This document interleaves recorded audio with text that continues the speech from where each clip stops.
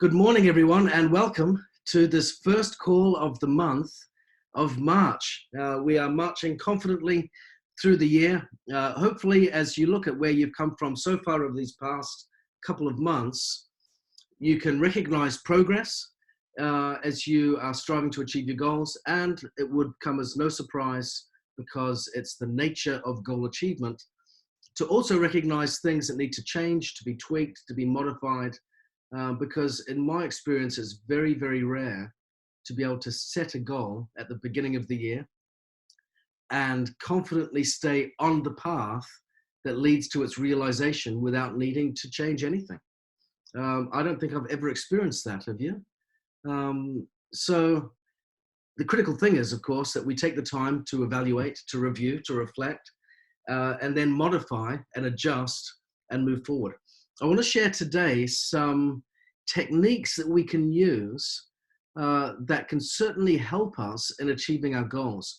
I want to talk about some techniques that will help us in acquiring new customers and also in acquiring new business partners, things that we can say or do that help people get to a yes or a decision that requires action on their part.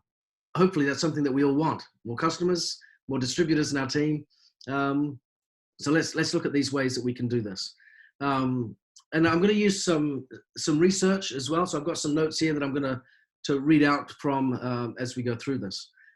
So the first thing that I want to identify is it's often the case when we are building or establishing a new relationship with someone that we feel that it's critical for us to establish a strong relationship of trust right out of the gate. Of course, that's fundamental, isn't it? They say it takes less than 7 seconds to create a strong first impression. Just a few seconds is all it takes. But there are some things that we can do within those few seconds and also within the following few minutes that can help people get comfortable, be at ease, open up, and feel the true weight and value of our opportunity. There's some interesting things here that I find out really interesting. One study showed people or customers that went into a candy store or a sweet shop, as we'd say in England, found that the candy store shoppers would spend 42%, they were 42% more likely to buy something if they received free chocolate. It's interesting, that, isn't it? Just a little thing that the customers experienced, offering a free chocolate, increased the chance of the customer buying something by 42%. So my question is, as we look at developing our customer base, what are some things that we do to encourage them to make a buying decision? Too often we rely simply on words and a direct invitation to make a purchase, or we rely too heavily on the exchange of information and the role of education in making a decision. The reality is all decisions are made with emotion. Even if it's reason that has gotten us there, it's eventually emotion that engages us to take the action. Another interesting study showed that when someone was holding something warm, and this works great for our business because how often do we meet at coffee shops and share a drink together and that kind of thing? But when someone feels something warm in their hands, research shows it actually opens them up to being more generous. Really interesting, that, isn't it? So maybe catching up at coffee shops has a bit more science behind the strategy there than we might have reason for. Connie's raising a hot cup there. But it certainly opens us up to greater influence. That warming effect has an impact not just on our hands, but literally on our hearts as well. So where are the places that we meet up with our customers, with our prospects? Are there places that we can go, things that we can do? If they're meeting in our living rooms, if we're inviting people to our homes, are there things that we can do there to be a more warm and inviting host or hostess? Some of those things are not just courtesy, but they're courtesy for a reason. And I think we'll find that this principle of breaking bread together, of sharing a hot drink together, and sitting down and having those times where we offer something out of the goodness of our hearts to others, isn't just something that we do as a matter of social norm or prerequisite, but it's actually something that we do because we see the lasting impact that it can have on relationships. So what are some ways there that we can reach out, connect, open them up? If a customer in a sweet shop, in a candy store, has a 42% greater chance of buying something when they go in as a result of a free chocolate, what can we offer for free that can maybe persuade some of our customers to make a purchase? Now, some of our products are a little bit more expensive than a candy in a candy store, yeah? So we need to exercise some prudence in this process, but there are certainly things that we can offer to help people make better choices. Perhaps we offer a discount on a second item. Maybe if they're going to buy a sports bottle, we can offer a special benefit to buying a second, yeah? There's certainly reason in my household to have more than one sports bottle, and we certainly do. And many households fall into that same category. So maybe there's an opportunity there to not just help them make a sale, but also increase the cart value, so to speak, using online language, of the purchase. Rather than having one purchase of a single sports bottle, maybe we can increase that to 2 or 3 by offering some type of benefit in return as a consequence of that extended reach. We can do that, of course, with the jewelry. We can do that with insoles. We can do that with nutritionals. Maybe we buy one and we get another at a discount. And the benefit of that is, again, not just do they try another nutritional, but once they're on it and have a good experience, they're more inclined to buy it again. So you get the benefit there of some repeat sales. Ruth Lowe is sharing here, I do upsell the shower head when someone buys a waterfall. That's great, Ruth. And that's the benefit, I think, of the whole product line in regards to the water products. We've got a constant opportunity there to, rather than start small, to start bigger and to expand out and to extend their reach into other products in the mix. Really, really good to do. So what's interesting is these responses that we have when we talk about giving away something for free, giving someone a hot drink as we sit them down on the comfy sofa in our living room. These little things that we do are so innate. They are so automatic to each of us. They're so primitive in our makeup that we aren't necessarily aware that they exist. They're not a cognitive part of a deliberative process for us, which means it just happens instinctively. It happens naturally. If we can be aware as the one that is leading the process, then we can certainly influence the journey and help us get to better conclusions in our business environment. Okay, so the next thing we want to do is ensure in the building of these relationships with customers and business partners, we find common ground. It's not just that people want to deal with someone they like.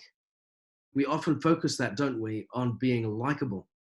What's also important to the customer and to the potential business partner, not just that they like us, but that they know we like them. People want to do business with others that like them. Don't you find that to be true? One of the reasons I love being in Nikken is everyone makes me feel loved. It's wonderful. It's a great feeling, isn't it? And so it just makes me want to do more. That reciprocity of love and affection inspires us to take action and to do more. And that works the way, not just internally as we work together in our teams, but with our customers and those on our contact list in order to expand our reach and our connections. When they know that we love them, when they know that we're interested, as that saying goes, if you want to be interesting, be interested, yeah? And if people want to do business with us, it's not just that we're likable, it's that they feel liked. That's so important. D. Welsh has just asked a question, Ruth, in response here. Do you want to just unmute? And I know you just took the time to unpack that question, but do you want to perhaps just unmute your line? Dee asked the question, how do you upsell the shower head? Yes, so typically, and what I said there is I'll tell people, oh, everybody remembers to drink good water, but they totally forget about taking a bath in good water. And did you know your skin is your largest organ? And so now your body becomes the filter. Your lungs are working extra, your kidneys, your liver, your gallbladder, you become the filter. And who wants to do that for under $100, you can have a good bath.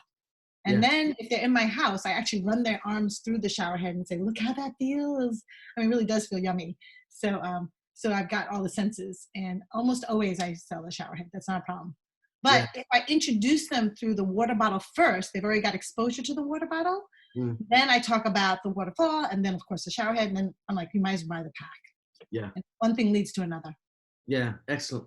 So, and that really requires just a little bit of foresight, doesn't it? And preparation. You know this is a part of your sales journey, and if this is the challenge that we have as well.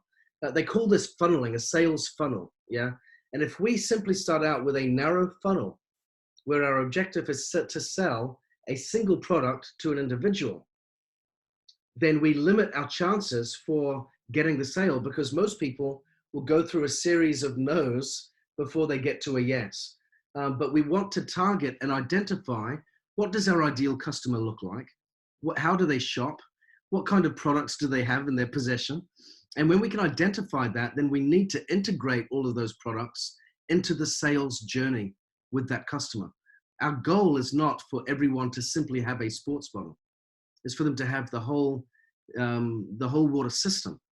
So we need to build that whole system into the process that we have as we take people through that sales journey. And if we have that built in, then the worst case scenario perhaps is they buy a sports bottle, but the upside is they bought the waterfall, the shower head, and the sports bottle. And that's the direction that we want to start to go in. So as we do that, like I said, the critical thing is we want to find some common ground, build a relationship. Don't just be interesting, be interested. Don't just be likable, be well liked. Ensure that they feel well liked. And in order to do this, we need to find common ground. I find in my ABCs that I conduct, I will always start by asking a ton of questions of the person in front of me. I want to know who they are, why they joined the call, what's interesting to them, what they're looking for, what their needs are, what their current circumstances are. It gives me a chance to build on common beliefs and say, hey, that's great that you've got this scenario going on in your life. I've got that going on in mine as well. It gives us a chance to build on some common ground, but it also helps them get at ease and feel comfortable that they're not marching blindly into a very confrontational sales pitch. I don't like to feel salesy. I'm not sure if that's the Brit in me or not, but I certainly don't like that space. I want it to feel authentic. I want it to feel natural. I want to feel like I'm helping them versus just hooking myself up. That's not what the goal is, right? And so the way to do that is to put them front and center in the conversation. Lead with questions. Let them know that you're interested.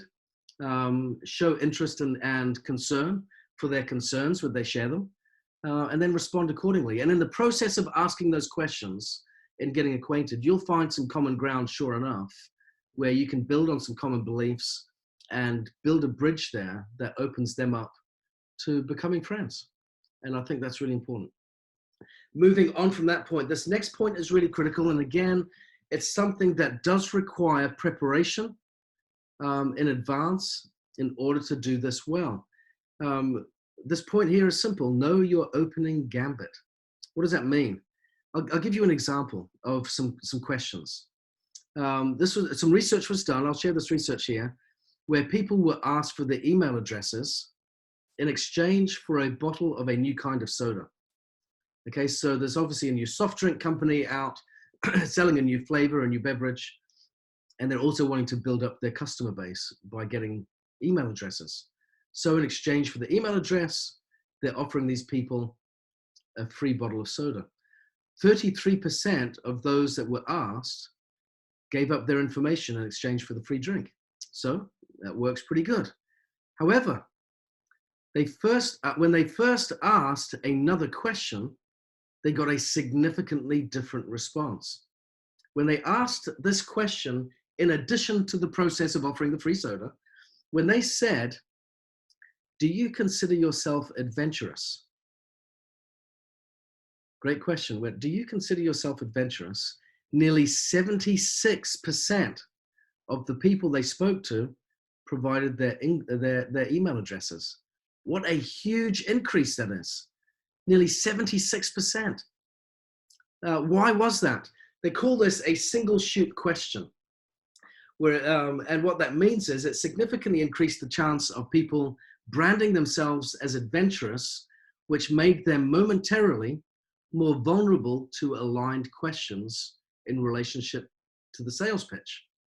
So, for example, if you're wanting someone to try a new product, maybe they're new to net magnetics, or maybe you're looking at a business partner that wants to team up with you, and they're looking for something new. They want to have something that will give them some more choices. They want to have a home-based business and feel in greater control of their circumstances.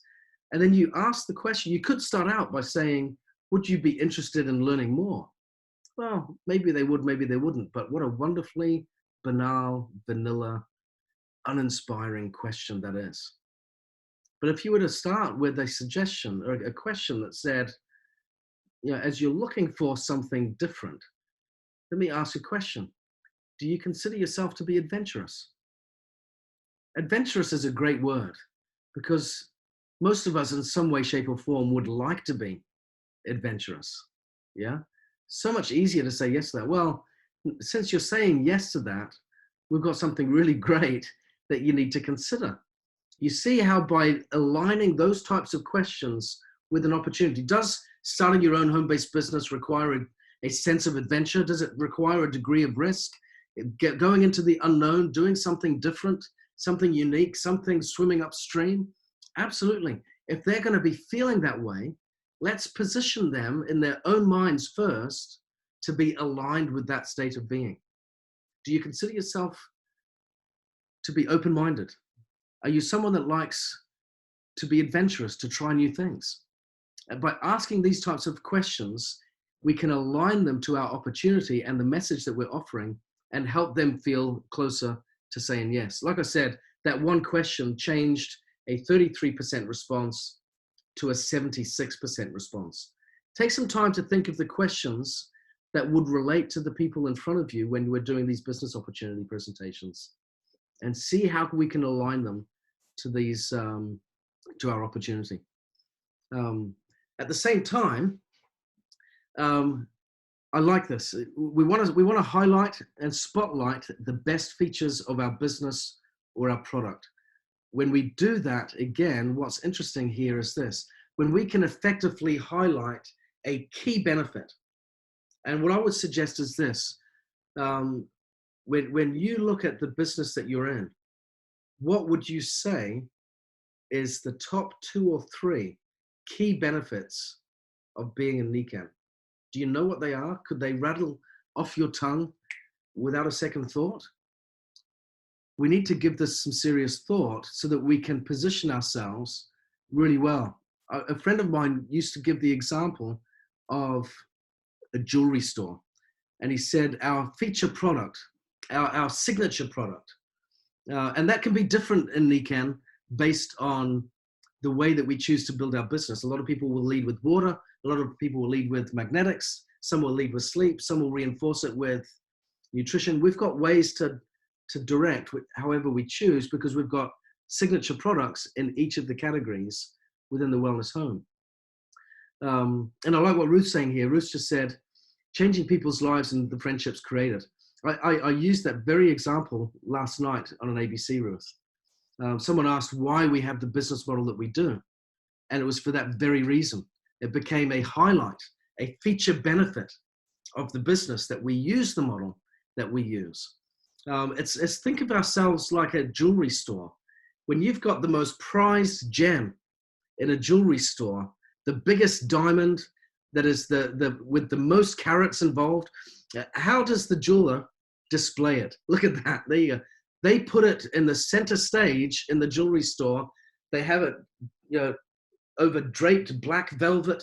They've got lights shining from every angle to capture the very best view and to show off the very best features of their favorite product in the store, that prized jewel.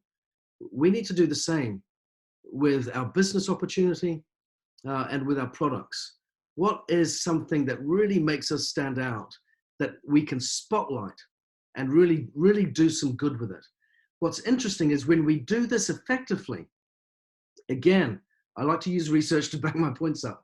When we do this effectively, what happens to the consumer, to the audience, is not only do they see the value of the featured benefit, but they also give it exaggerated significance. They give it exaggerated significance, which means they value it far more.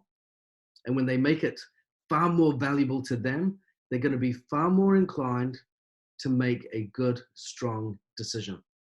So we need to have these strong signature spots, like the jewelers that know how to present their products with such glitz and glamour. We need to do the same with our business and do it that way. I'd also like to suggest another point which I think is really valuable, and that is drawing strength from our drawbacks. There is no company on the planet that is perfect. We live in an imperfect world, made up of imperfect people with circumstances that none of us have total control over, which means we influence, we do the best we can, we learn, we grow, and we take charge of the things we can control, and we respond well to the things we can't. That's the same everywhere, in every business. So what happens when we're trying to do a presentation and someone's aware of some of our vulnerabilities, some of our personal or commercial inadequacies? What can we do about that? Do we have them? Yes, we do. And there's nothing wrong with admitting that. There's nothing wrong in admitting that. Sometimes people try to, they panic over it and think, maybe I need to hide that over there. Let's not talk about, the skeleton in the closet or something that's making me feel uncomfortable. Let's hope that they don't ask that question. Let's do the opposite. Again, when we are quick to identify to our potential business partners or customers our own vulnerabilities, areas where we might be weak, it immediately increases their sense of trust in us. And they believe us more. They have a greater sense of belief in what we're offering, and it convinces them of our trustworthiness, and they believe more deeply in what's coming next in our presentation. Let me give you again a great example of someone not just owning their vulnerability, but actually turning it into a central feature of a marketing campaign. Back in 1962, the company Avis, which does rental cars, came up with a series of ads with this as the strapline. When you're only number 2, you try harder. I love that. When you're only number 2, you try harder. Now, what did that do for them? They went from being $3.2 million in the red to $1.2 million in the black with its first time of profit as a business in 13 years. It went from 13 years of being in the red to being in the black. And what did they do? They owned their weakness. They owned it. Is that great? So what can we do? Perhaps we can do this in a number of different ways. Again, using the sports bottle as perhaps a point of reference, we can say, buying a sports bottle up front is more expensive than buying a bottle of water from the supermarket. However, you will save so much more money over time by using this, and you'll do so much more good for the environment with a single biodegradable plastic bottle compared to all those other plastics that you're buying in the store. So we can easily dovetail and go, yes, it's a bigger upfront cost, but the benefit down the road is so much the stronger as a consequence. Connect our weakness with our strength. Yes, we're a mature company. We've been around for 45 years. That brings with it maturity. There isn't the hype and spin and flashiness of a new startup, but we have depth and experience and stability that offers a great opportunity that can take us many years into the future. That wisdom and experience has done us very good, done us very well. So these are some ways that we can really work to connect with our customers. Let me just repeat some of them so far and see how we can use these. Again, we want to show if there's ways to warm them, open them up, persuade them with something warm in their hands, something free in their hands. It has a powerful impact on emotional purchasing. All decisions are emotional environments. When you're selling something, when you're signing someone up, it's an emotional ground that you stand on. So let's make sure that we utilize that emotion positively. We can do that by finding common ground, building on common beliefs, leading with questions, putting them front and center, remembering that they don't just want to do business with someone that they like, they want to do business with someone that likes them in return. We want to make sure that we have that kind of relationship. Take time to invest mentally in understanding what our emotional gambit is. Know up front the things that we can say and do that give them an opportunity to align with our message. Think of those critical questions. Do you consider yourself adventurous? Are you someone that likes to try new things? As we ask those types of questions that align with our opportunity, we can help them feel aligned in advance because they start to say, yes, I'm that kind of person.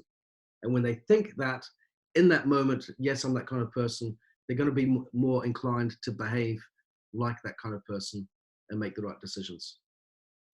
Think of the jeweler. We all like to see those fancy jewels and gems in the jeweler's store. Some of our featured products, some of our best parts of our business should be treated that way. Let's get out that black velvet. Let's get the spotlights out. Let's get the right angles and showcase the very finest, the very best elements of who we are and what makes us unique. Doing that will give the customer an increased sense of significance on the values that we're promoting. And that will help them make a great decision. If there are areas that you feel vulnerable, nervous, apprehensive, worried, embrace it, own it, share it. It increases their sense of trust and confidence in you. It helps them believe what you're going to say next. And importantly, we can link our strengths to those weaknesses and come out the better for it. Excuse me. So I hope these have been helpful tools, helpful tips.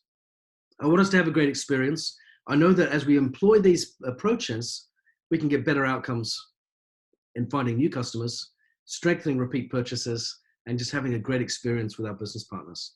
So thank you all very much, and I look forward to speaking to you really soon. Take care.